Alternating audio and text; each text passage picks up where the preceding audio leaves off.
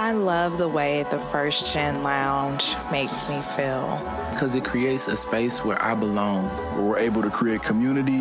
The fact that it's a community. It's a safe place. It also gives me a place to understand different perspectives. The stories of these individuals prescribe transformational perspective. I receive encouragement, enlightenment, empowerment. And also serve as a catalyst to just keep going. Where we're able to be our true selves. I'm allowed to be an unapologetic first gen. And above all else, tell our story. And every episode is unique. I love it. I'm your host, Dr. Eve, and I'd like to welcome you to the First Gen Lounge.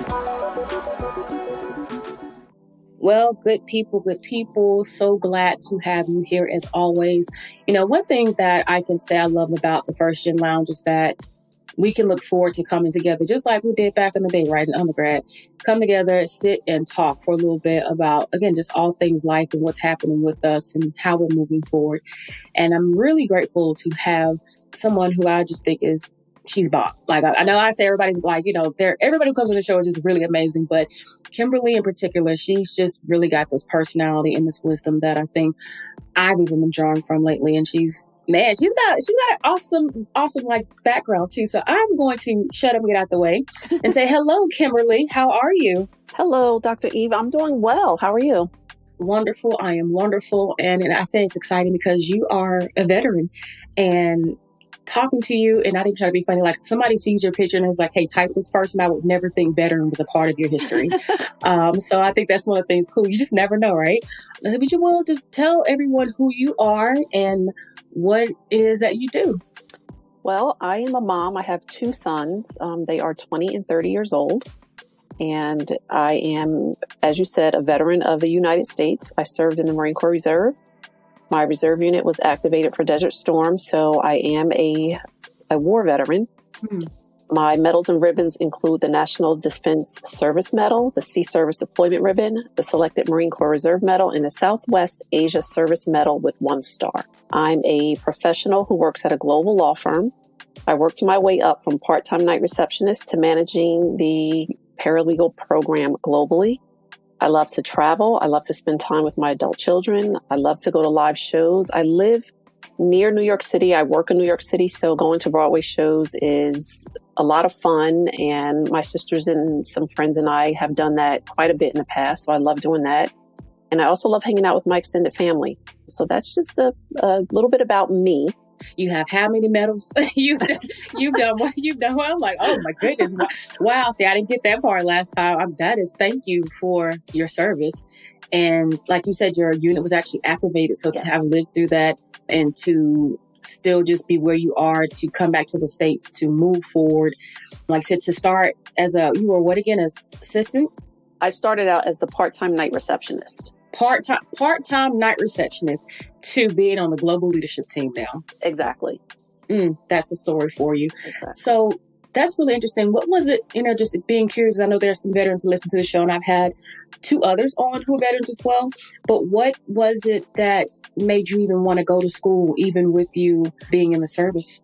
Well, when I was in high school, it was the Marine Corps recruiter that came to my high school to administer the ASVAB test, which is the entrance exam for the military. And I took the test shamefully to get out of class. I had not planned to join the military at all. And it took 3 hours. So it got me out of a few classes that morning. And then a few days later, that was clever. That was actually clever. A few days later, he called me and told me that I scored very well on the test. And, would I be interested? And my father had served in the Army. My sister, who was a year and a half older than me, had also already joined the Army. So I talked to him and said, why not? I was not settled on whether or not I was going to go to college yet. So I said, why not? This is a way to do something after high school, get paid for it, and I can join the reserves. And that way I'm not fully committed, but committed enough. So that's what I did. And I joined in August, right after I graduated high school, turned 18 in basic training, and then learned how to drive 5-ton trucks. And I was in the motor transport battalion for my reserve unit. I was the only female in that battalion. So it was like having, 50 or 60 big brothers. When we were activated, I was the only female in my truck company. and they all looked out for me. I could not go anywhere by myself ever. What a big brother's for, to protect. Right, So, right. I mean, but that's really good to know that. And I say that to just from the outside, I know there are often some stories and things that come out that are negative about female serving. And then thinking about how many things have changed over the years. So the fact that you had that protection and you had a great experience is, really, really good thing, especially before the time where we've had all these laws and things put in place to protect women. So I really, really love to hear that.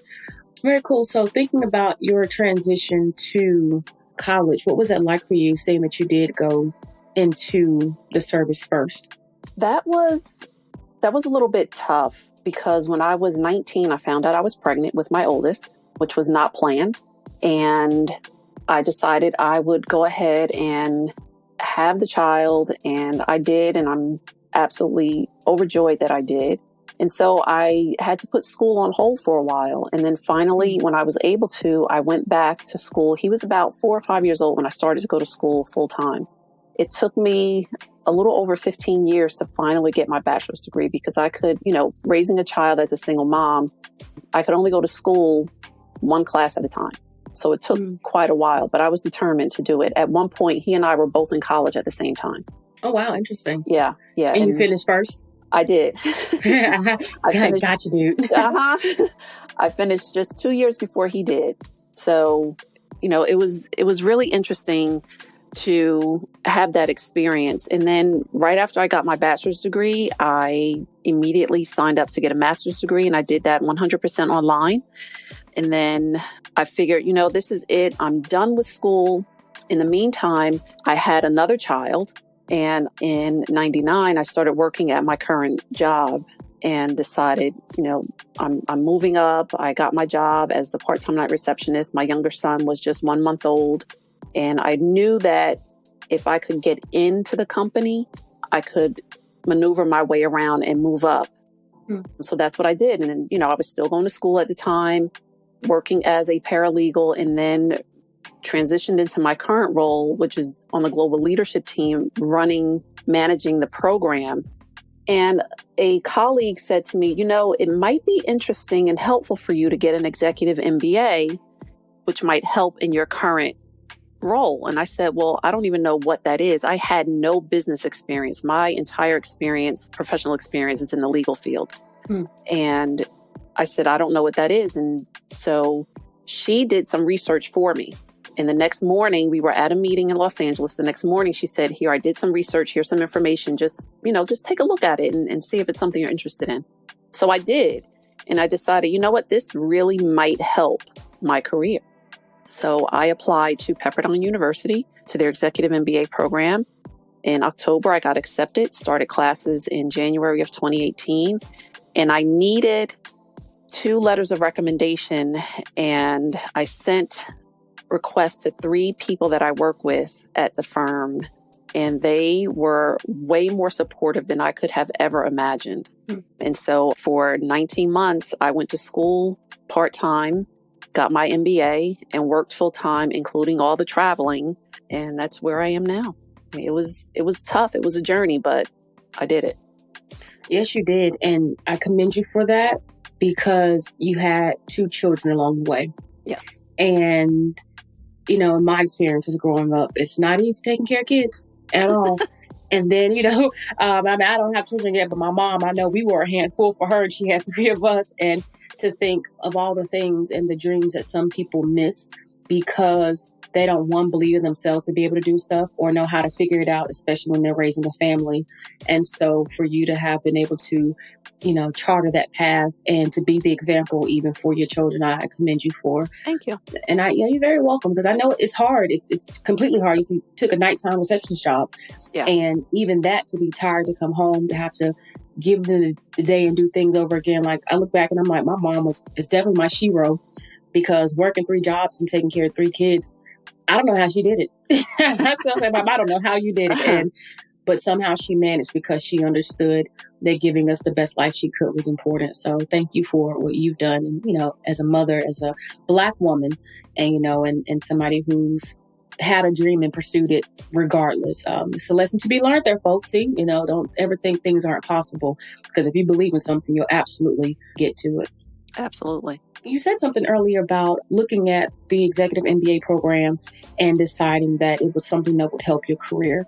And something that I really like about a conversation we had before this interview is thinking about how we as first-gen professionals go about finding resources and information to be successful. To somebody who's just coming into their career, so a recent undergraduate student who's starting out, what advice would you give to them about setting themselves up for success and taking opportunities to learn, and again, finding resources and information for them to thrive as new professionals? I would say that they should leverage their resources. They need to figure out what it is they want, and they have to be able to follow their passion, because that's the only way they're going to be successful.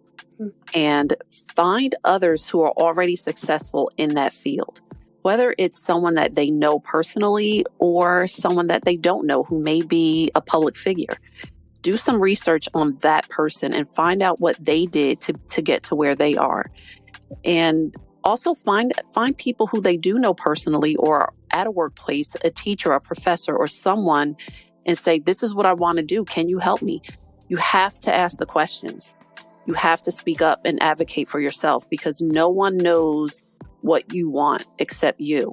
And everyone is busy trying to push themselves ahead, or maybe not. And, they have no desire to move forward. So they won't be helpful to you at all. You have to be able to have that inner motivation and that inner drive to say, I want something and I know I can get it. I just need to figure out how. So you have to do the research. You have to read books. You have to read articles. You have to listen to podcasts. You have to follow public figures and find out what they did to become successful. If they wrote a book, get their book and read that book. You have to pick out the pieces that work for you, because everyone's path is different, but there are some similarities along the way that you can learn from and pull from. That's what I did. I knew that there was something more. I knew that there was always something better that I could do. I just needed to figure out how. And I talked to people and got in touch with people who were already successful and who were more knowledgeable than I was, and talked to them and found out, what did you do? How do I do that? Where did you find that information? How can I find that information?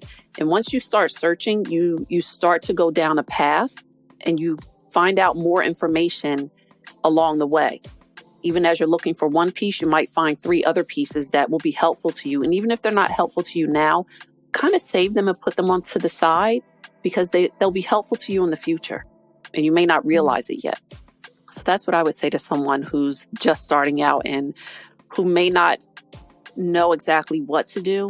You just have to ask the questions, and you have to, and it's really hard, I understand, for people who are shy and who are not extroverts and who are not very naturally social. It's tough, and it can be stressful to go up to someone you don't know and ask them, what could seem to be a personal question about their professional journey. But that's the only way you're going to be able to get on your own journey. I'm digging all of that. And one of my favorite parts is listen to podcasts. Develop like, yeah, you're right. But this is something like, so seriously, podcasts are one of the fastest growing mediums in the world. And what people don't realize, as you said, study people. If you follow, like I said, certain public figures and know that they've done interviews and shows, there's so many things you can learn from them, so many nuggets you can gather and never have ever talked to them. And so, like I said, reading their books or their audiobooks, listen to their audiobooks, like consuming the content. So you're very right. And one of the best ways that I've learned to actually get to know people is listening to their shows and following up with them after the show and saying, hey, I listened to your show, like this thing. You'd be surprised by how many people are willing to have a conversation because you've invested in what they've had to say. Exactly. So, the same thing with the books and the articles. And that's, one of my tactics for networking.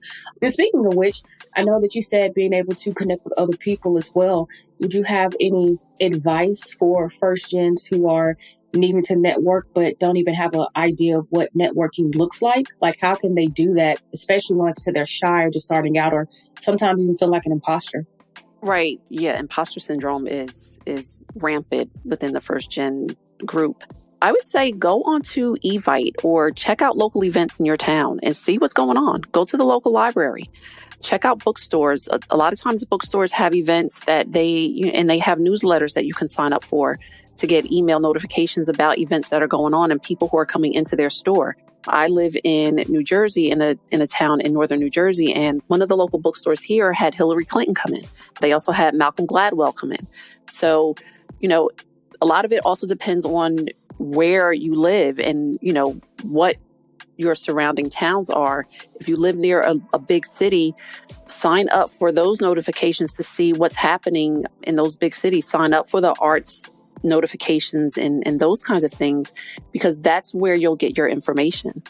And they do have mixers and things like that for singles. And a lot of things that are popping up now around the country are first-gen professional and first-gen student mixers and networking events where people who have been in the professional world can give advice to first gens who are just starting out, because you may not know what to do or what to say if you're invited to a dinner party by a professional or a supervisor at your job. What do you wear? What do you say? Which fork do I use? Which spoon do I use? What do I do if someone offers me a glass of wine, but I don't drink wine? How do I respectfully turn it down? Those are not things that first gens are aware of most of the time, because those are not things that they've been exposed to or that their families have been exposed to. So they're entering a world in a lot of different ways with a lot of firsts. Mm-hmm. One thing that I shared with people at my job is the first time I sat in first class, I didn't know where the tray table was. And I had to wait, and I was waiting to look for someone else to pull the tray table out so I could look to pull a tray table out, because as a grown adult, I felt embarrassed to ask, where's the tray table? But, had I asked, I'm sure the flight attendant would have showed me with no question. But, you still get that feeling that these are things that I should know. What I'm loving most about what you're saying is you feel like you're supposed to know. Yeah. But if you've never been taught, if you've never been exposed, how can you know? So right. The fact that you allowed yourself grace to not know, but then you're tactic for figuring it out. So rather than having to say, hey, where's this that you just observed other people. Yeah. And you figured it out. And that's powerful, because we don't always have to be so forward. And I don't know. Sometimes it's just watching and paying attention. Like even the dinner table thing, and like to the etiquette with eating. Yes. One of the things that I was taught is if you ever go somewhere, so it's just what you just said, if you ever go somewhere in any environment and you don't know what to do, stand back and watch other people, and then you'll figure out what to do. Right. And I'm like, so, introducing yourself. So, let me ask you about this as well. When you talk about going to networking events and meeting people, what advice would you have to give to us about approaching people and introducing yourself? Because I know that's something that some of us as first gen struggle with too. Like, what do I say and how do I say it in a way that make me look, for lack of better words, doesn't make me look dumb? Because that's what I've heard people say. I look so dumb when I walk up to somebody. How can I avoid that if I am new and even doing a company social and wanting to get to know my peers?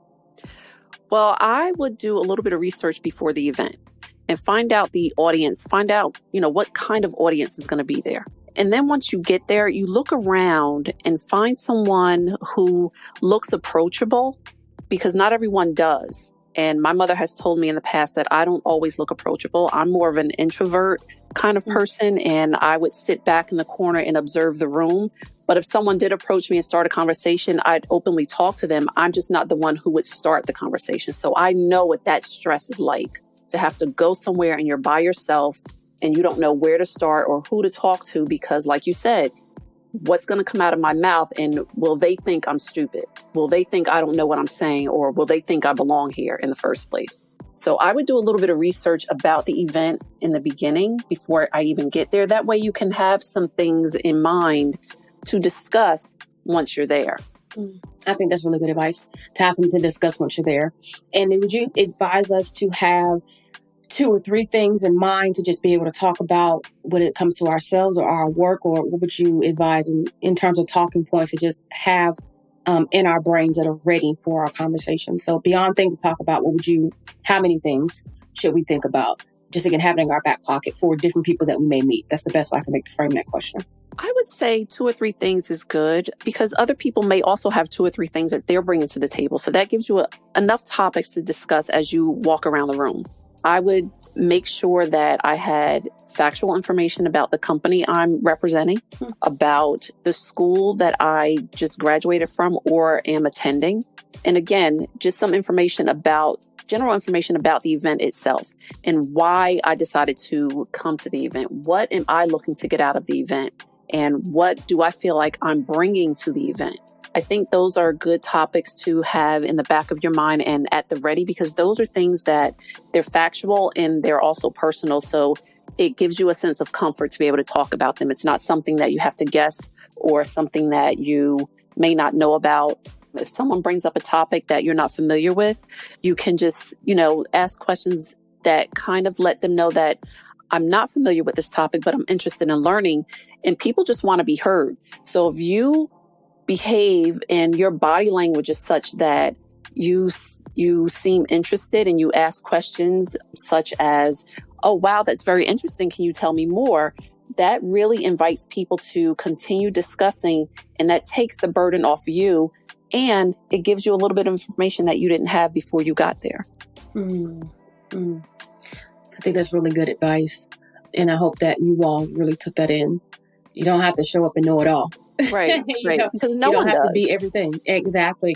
But that's also part of the networking, right? To me, I see networking as filling in the gaps. Yes. So when I think about meeting people and making connections, there's always someone who knows something that I don't know, and they're more expert in certain things. And because I am whole as a person, like as a being, but I recognize that I'm stronger with a team. And so people who come into my life who are financial experts or professional development experts or personal development experts, people who just have an expertise, leadership of things, I know that from them, I can continue to grow, and they are a part of what continues to help me be a better person. The reason why we specialize, right? Right. In our industry, because we can't be all things. Right. Like there's no way I'm going to tell you I know how to invest because I don't know it and I don't believe or trust myself enough to go into an app and just start spending money. I'm going to hire somebody else to do that because I don't want to be looking like, oh, I made a bad decision on that. I can take and that's also I can take the time to learn. But if somebody else is passionate about it, why not support that person's dream? Right. And why not take, that as an opportunity to take some time, save some time actually. And people don't realize letting other people do things that is not your strength or your passion saves you time and energy. Exactly. That otherwise it's not a bad thing to try to figure things out for yourself, but it can be that you may spend 2 or 3 weeks working on something to know about it, to be an expert, but it takes you away from your true gift. And so just being mindful of that. Yeah, but interesting.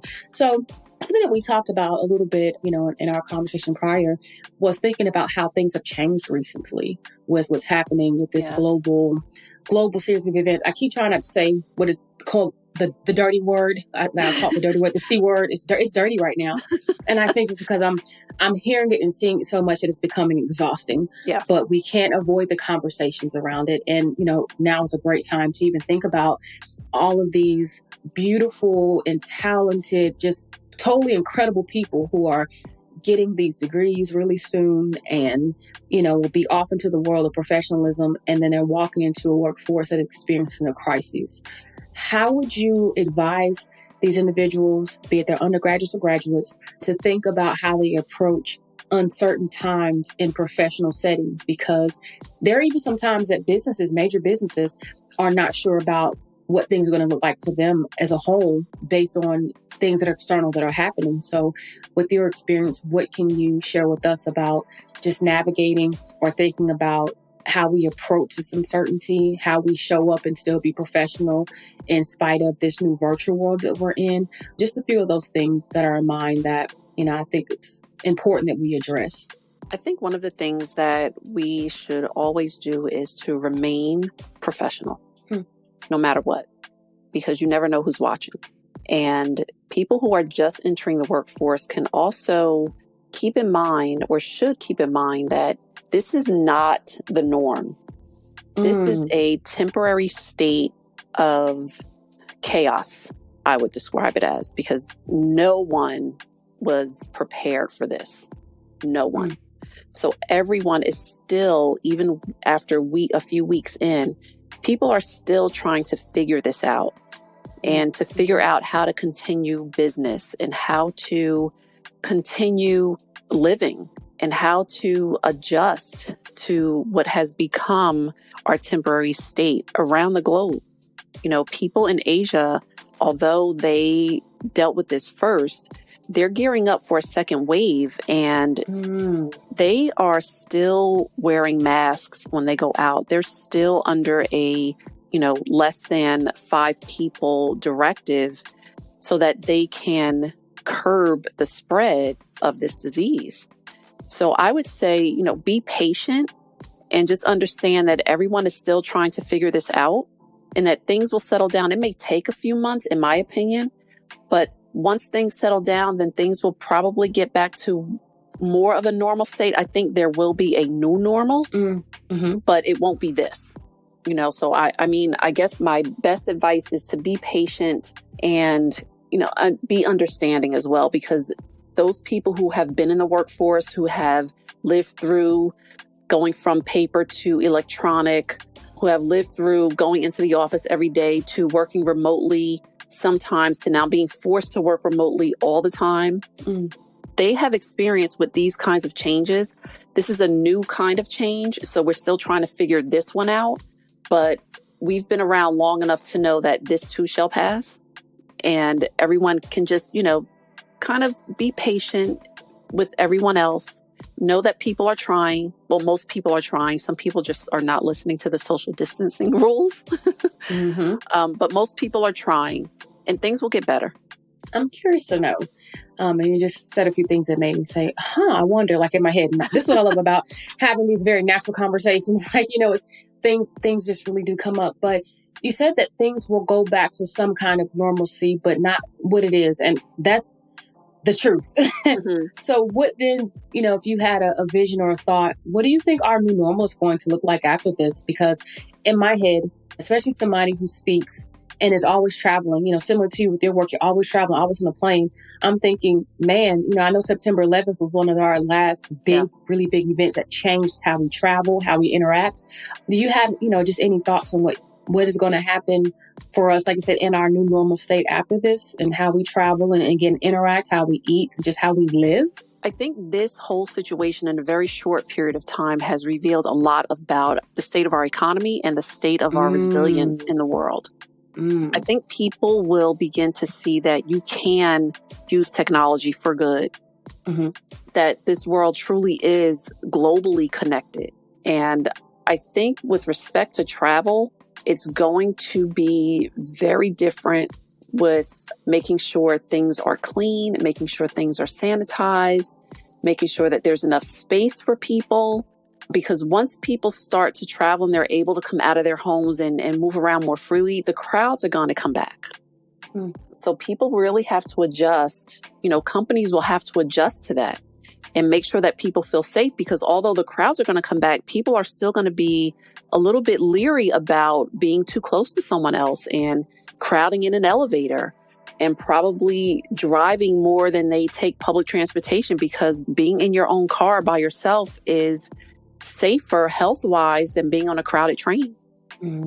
So there's going to have to be a lot of changes that will be forced by the general public, because there are things that people will just not accept anymore. I agree with that. And something that I've been thinking a lot about is the availability of face masks. Yes. And how now I'm almost expecting, like I said, trains, buses, planes, these places, period, to have at our disposable face masks. And I was thinking about how sometimes I watch television, because I have yet to go to Asia. I watch television and I may watch something on YouTube. So these are very honest shots of these, like wherever the person is.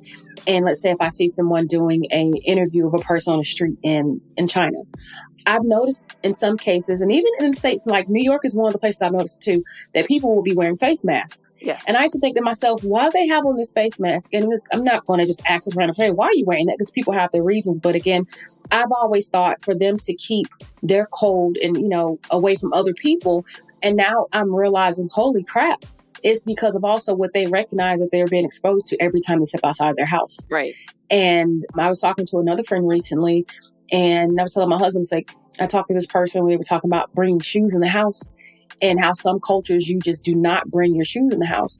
You leave them at the door. And I could never understand it either, because as somebody who just grew up, just walk in the house. Don't worry about your shoes. Not thinking about how much nastiness, like we won't pick up a piece of gum off of the ground and put it back in our mouths, right? Right. So the idea of bringing your shoes into the house and tracking and walking around and getting all the nastiness from the outside, I was like, holy crap. So our floors are horrible. A lot of us, but just not realizing it. And, you know, again, the conversation with my husband, we were talking about, you know, the dog, and the dog goes outside, but he's in the grass and he's a dog. So he's actually, to me, in a lot of cases, cleaner than some humans who walk around all day, touching other people, touching doors. He goes in the grass and he comes back to the house. So, but of course, whatever is, in the grass he may bring inside, but it's just really an interesting perspective that you say, even in wanting to travel and taking cars. So would there be a demand for cars now, or would there be a demand for people to get licenses? And so thank you for sharing that, though. And it's interesting to think of how we travel and things we do, because travel is a really big part of your job and of mine. And I'm pretty sure for a lot of first gens who are going into corporate positions that require some level of travel, these are things they're going to have to think about as well, and how to adjust when things, because like this is a really big change for us. And a lot of people are having to learn how to use the virtual space to their advantage. And they don't want to. Some people just don't want to. But it's like, it's a part of your job and you got to do it. And this is also a skill building time. So you'll adjust and you'll figure it out and kind of keep it moving. Yeah. So on a lighter note, because we are having a heavy conversation, but it's good that we talk about these things, because I know that there are a lot of curiosities. And again, we're just at a time where it's graduation season and the next step is going into the real world. And the real world, I don't mean to be insensitive when I say this, because I know this is a sensitive time, but the real world is filled with many ups and downs. And this is life and having to figure it out. And even now, systems in higher education, because of what's happening to the world itself, we can't even depend on being at school as a safe place anymore.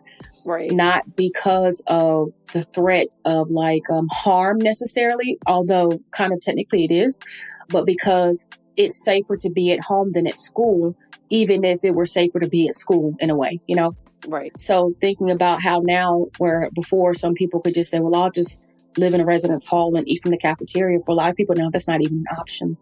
And so just thinking about being in adulthood, what it means to sustain your household, your home itself, your apartment, getting your food, having to figure these things out and still show up for your job. So I'm feeling so passionate about what we're talking about today. I don't mean to take up your interview. I'm sorry. Let me move to the next questions. So just thinking on a lighter note, you are, again, very well-developed person. And I say that because I know that you talk about the reading and the articles and stuff. So is there anything that you're reading that you think we should know about that we need to add to our bookshelves? Well, there are 3 books that I've read recently. Actually listened to them on audiobook. When I lived in LA for a little over 2 years, and the traffic out there is crazy, to say the least. The least. So to help with my commute to and from work, I listened to audiobooks. And one of them that I listened to was Becoming by Michelle Obama. So I would listen to that on my morning and evening commute to and from work. What made it even more intriguing was that it was narrated by Michelle Obama herself. So it was her voice. Yeah. And she also came from a regular family with humble beginnings. She had absolute support from home. And that's what helped her realize her potential and to give her the confidence to really push herself to take advantage of every single opportunity that came her way. And she had a lot. And it really made me realize that so many people get so many opportunities that they don't take advantage of. And listening to her book, she took advantage of every single one of them. And that's why she is as successful as she is. She did not allow the world to dictate what her future would be. She did that for herself. With the support of her older brother and her parents and her extended family, she had the confidence to stand up as a Black woman and say, I don't care what you think of me. I know what I'm capable of, and I will be successful. So that was very empowering.